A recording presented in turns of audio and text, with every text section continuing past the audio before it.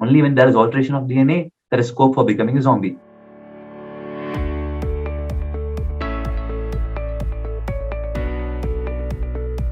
Because in the past, if we look, all the vaccines which are prepared takes years to come, sometimes even decades to come.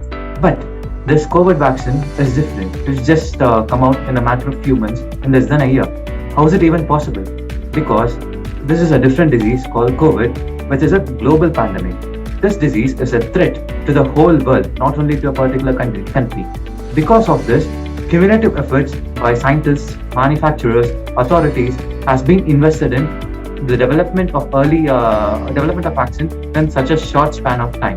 But there is no point in doubting the vaccine because you could obviously see that the rate of COVID infection among those who are vaccinated is very, very less, and the death rate and ICU admission rate is almost negligible. Hence, the culprit is the virus and not the vaccine.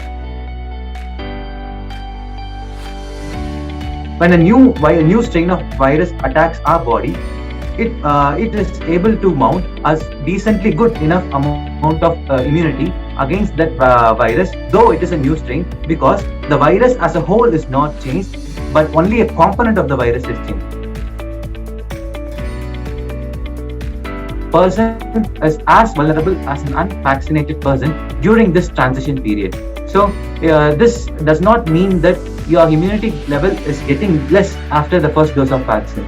No, the immunity level is already low as with an unvaccinated person, and so this person, even after the first dose of vaccine, few days after the first dose of vaccine, is vulnerable same amount as that of an unvaccinated person. But the fact is that these side effects are not dangerous in many of the times.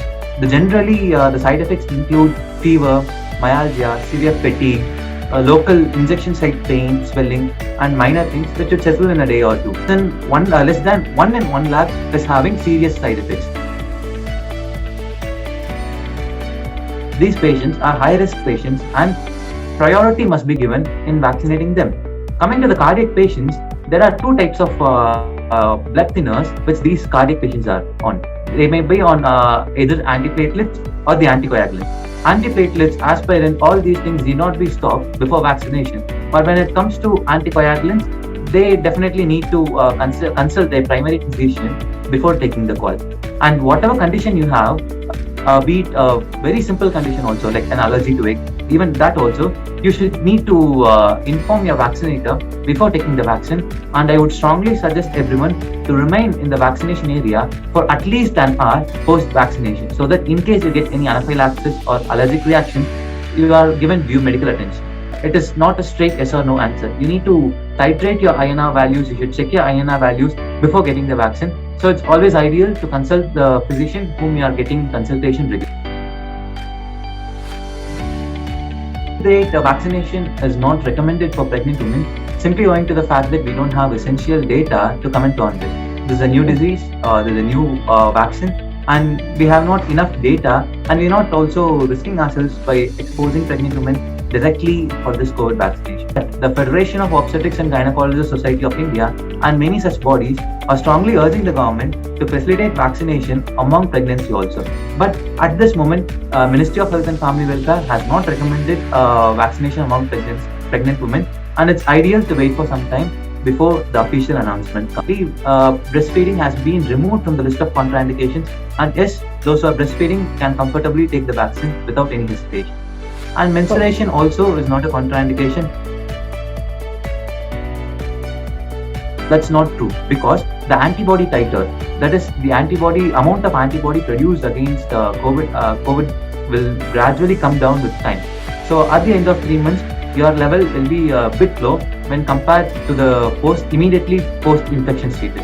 Hence, you are again vulnerable to COVID.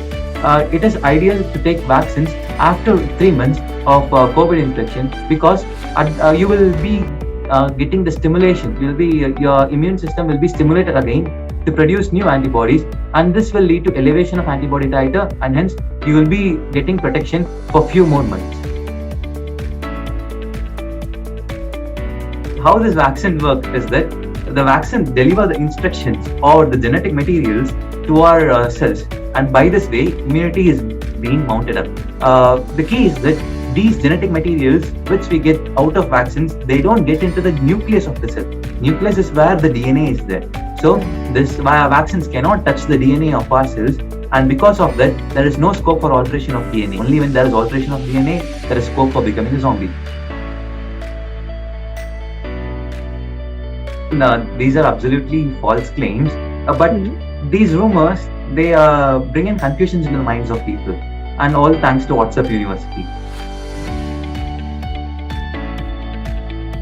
As I have said to you, the reason for second wave, the reason for a new strain is that the genetic alterations which should definitely happen in any virus. So the components of the virus on the surface of the virus, which is responsible for the disease-causing nature of the virus, will get changed. It is called antigenic shift and antigenic drifts. So these kind of mutations will happen with any virus, not only COVID virus. And this is the reason for the second wave. This is the reason for more severe disease, and this might worsen in the future also. And there is no point in blaming the vaccines, because they are manufactured in such a way that they do only good to you. So if it was